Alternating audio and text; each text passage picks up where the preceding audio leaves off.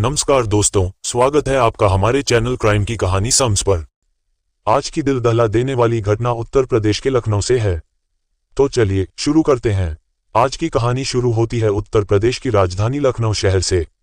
तारीख 12 फरवरी 2022 थी और उस समय पूरे भारत में सर्दी का मौसम था। अब शाम को चारों ओर कोहरे का माहौल था।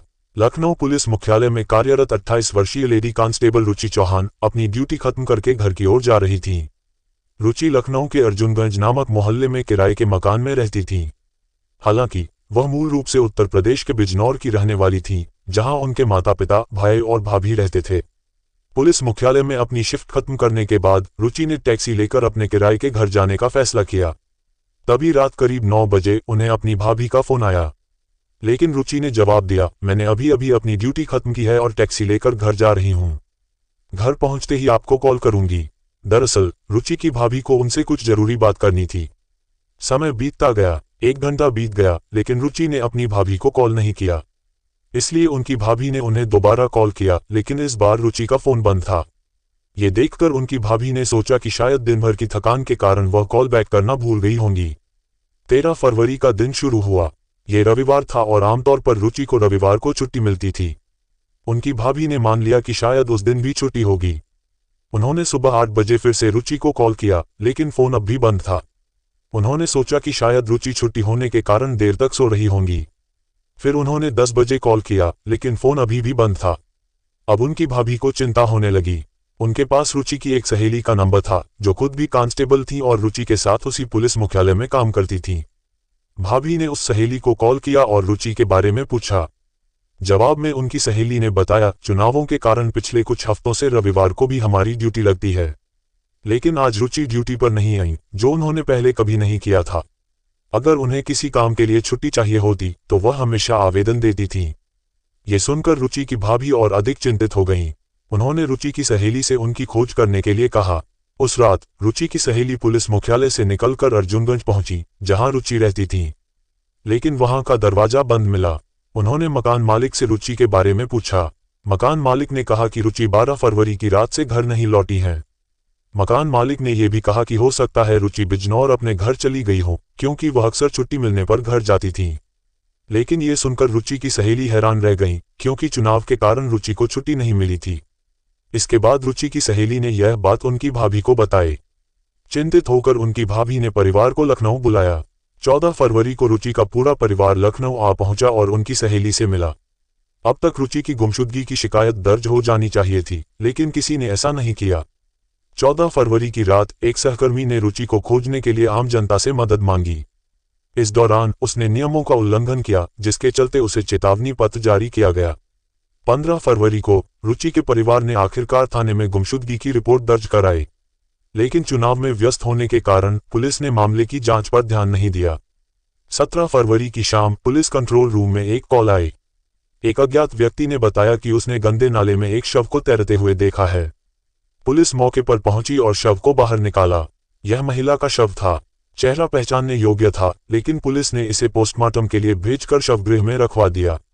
19 फरवरी को रुचि के परिजन थाने पहुंचे। वहां उनकी मुलाकात बिजनौर के रहने वाले एक हेड कांस्टेबल से हुई। उन्होंने परिजनों को बताया कि 17 फरवरी को एक महिला का शव मिला था। उन्होंने सुझाव दिया कि शवगृह जाकर पहचान करने की कोशिश करें। ये सुनकर रुचि के परिजन स्तब्ध रह गए, क्योंकि वे अभी भी अपनी लापता बेटी की तलाश कर रहे थे। बहरहाल हेड कांस्टेबल की सलाह पर वे हिम्मत जुटाकर शव को देखने गए। शव को देखते ही वे पहचान गए कि यह उनकी बेटी रुचि ही है। पूरे परिवार में मातम छा गया और पोस्टमार्टम रिपोर्ट में पुष्टि हुई कि रुचि की गला घोंटकर हत्या की गई है। इसी बीच रुचि चौहान की हत्या की खबर किसी तरह मीडिया में लीक हो गई। खबर जैसे ही इलाके के घरों में फैली, पुलिस को लोगों के आक्रोश का सामना करना पड़ा। लोग सवाल उठाने लगे कि अगर पुलिस अपनी ही सुरक्षा नहीं कर सकती, तो आम लोगों की सुरक्षा कैसे करेगी। पुलिस ने मामले को गंभीरता से लेते हुए सबसे पहले रुचि के शव के पास मिले मोबाइल फोन के कॉल रिकॉर्ड की जांच की। उसकी कॉल हिस्ट्री में कई नंबरों में से एक नंबर सबसे अलग निकला। रुचि पिछले काफी समय से इस नंबर पर लगातार बात कर रही थी, जिसमें उसकी आखिरी कॉल भी शामिल थी। पुलिस इस नंबर के मालिक की पहचान करने में जुट गई। उन्हें जल्द ही पता चला कि यह लखनऊ से 103 मील दूर प्रतापगढ़ जिले में रहने वाले राजस्व अधिकारी पद्मेश श्रीवास्तव नाम के एक व्यक्ति के नाम पर पंजीकृत है। चूंकि रुचि की आखिरी बातचीत पद्मेश से हुई थी, इसलिए पुलिस को लगा कि उसके पास रुचि की गुमशुदगी और हत्या के बारे में महत्वपूर्ण जानकारी हो सकती है। अब पुलिस कमिश्नर ने तुरंत फैसला किया कि पद्मेश को पकड़ने के लिए एक पुलिस टीम प्रतापगढ़ भेजी जाएगी। इसके बाद 20 फरवरी को करीब 12 बजे पुलिस टीम लखनऊ से प्रतापगढ़ की ओर चल पड़ी और सुबह 4 बजे वहां पहुंच गई। यहां पुलिस को स्थानीय पुलिस से सूचना मिली कि राजस्व अधिकारी पद्मेश श्रीवास्तव ट्रांजिट हॉस्टल में रह रहे हैं। ये पता चलने के बाद लखनऊ और प्रतापगढ़ की टीमें पद्मेश के घर पहुंची। सुबह के सिर्फ 5 बजे थे और पुलिस ने पद्मेश को उसके हॉस्टल से गिरफ्तार कर लिया और सीधे लखनऊ ले आए। फिर पद्मेश से पूछताछ शुरू हुई, जिसके दौरान वह रुचि चौहान को जानने की बात स्वीकार करता है। हालांकि पूछताछ के दौरान जब भी पुलिस उससे रुचि के साथ फोन पर उसकी लंबी बातचीत के बारे में पूछती है, तो पद्मेश जोर देकर कहता है कि वह उससे सिर्फ काम के सिलसिले में बात करता था। लेकिन इस समय तक पुलिस की निगरानी टीम रुचि और पद्मेश के बीच हुई सभी कॉल की लोकेशन, अवधि और समय सहित सभी जानकारी जुटा चुकी थी। जब पद्मेश संतोषजनक जवाब नहीं दे रहा था, तो पुलिस ने उसके सामने सारी जानकारी पेश की।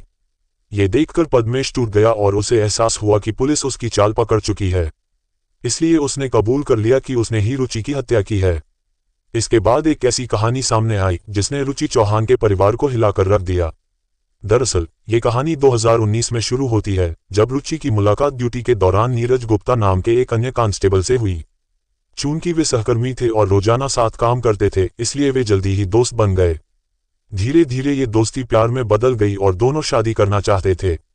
इसलिए उन्होंने अपने परिवारों को अपने रिश्ते के बारे में बताया। संयोग से दोनों परिवार जल्दी ही शादी के लिए राजी हो गए और 2019 में उनकी शादी हो गई। शादी के बाद उन्होंने कुछ दिन साथ बिताए, लेकिन जल्द ही दोनों का तबादला अलग अलग जगहों पर हो गया। अब वे केवल छुट्टी के दिनों में ही मिल पाते थे, लेकिन वे रोजाना बात करते थे, फेसबुक चैटिंग या तो नियमित कॉल या वीडियो कॉल के जरिए। फेसबुक पर ही रुचि और पद्मेश की मुलाकात हुई। इस दौरान रुचि और पद्मेश चैटिंग करने लगे और जल्द ही उन्होंने नंबर एक्सचेंज कर लिए।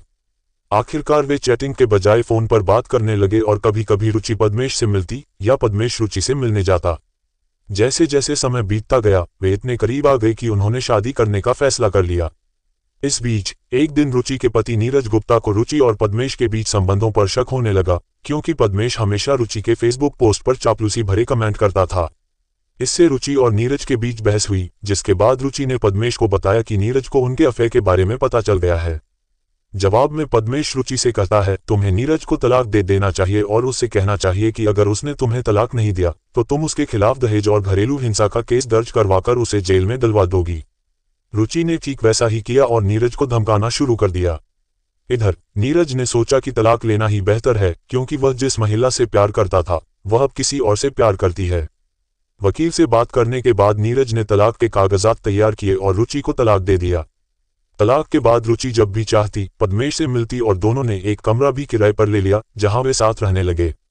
लेकिन एक दिन एक आदमी ने पद्मेश और रुचि को साथ देखा और फिर उसने पद्मेश की पत्नी को फोन किया। पद्मेश की शादी दरअसल प्रगति नाम की महिला से हुई थी और उनके बच्चे भी थे। इस बारे में जानने के बाद प्रगति ने अपने पति पर दबाव डाला और पद्मेश ने घबराकर अपनी पत्नी के सामने सब कुछ कबूल कर लिया। प्रगति ने फिर पद्मेश को धमकाया, जिसके कारण वह रुचि से दूर होने लगा। जब रुचि को उसके व्यवहार में ये बदलाव महसूस हुआ तो उसने पद्मेश से पूछा कि क्या चल रहा है। तभी पद्मेश ने उसे बताया कि वह शादीशुदा है और अब उसकी पत्नी को उनके रिश्ते के बारे में पता चल गया है।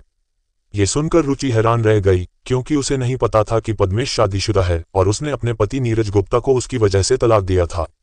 अब रुचि और पद्मेश के बीच भी झगड़े होने लगे और एक समय रुचि ने पद्मेश से कहा, जैसे मैंने तुम्हारे लिए अपने पति को तलाक दिया, वैसे ही अब तुम्हें अपनी पत्नी को तलाक दे देना चाहिए ताकि हम शादी कर सकें। इसके अलावा रुचि ने पद्मेश को धमकी देते हुए कहा, अगर तुमने अपनी पत्नी को तलाक नहीं दिया तो मैं तुम्हारे घर के बाहर तमाशा खड़ा कर दूंगी। ये सुनकर पद्मेश काफी परेशान हो गया और तभी उसने रुचि से छुटकारा पाने की योजना बनानी शुरू कर दी। इसके बाद जब रुचि ने पद्मेश को दोबारा फोन किया तो उसने उसे 12 फरवरी को शादी की बात करने के लिए मिलने को कहा और रुचि राजी हो गई। 12 फरवरी आए और शाम को काम खत्म करने के बाद पद्मेश अपने एक दोस्त के साथ कार से लखनऊ की ओर चल पड़ा। उस समय उसके साथ उसका दोस्त नामवर सिंह भी था और वे दोनों रात 9 बजे लखनऊ पहुंच गए।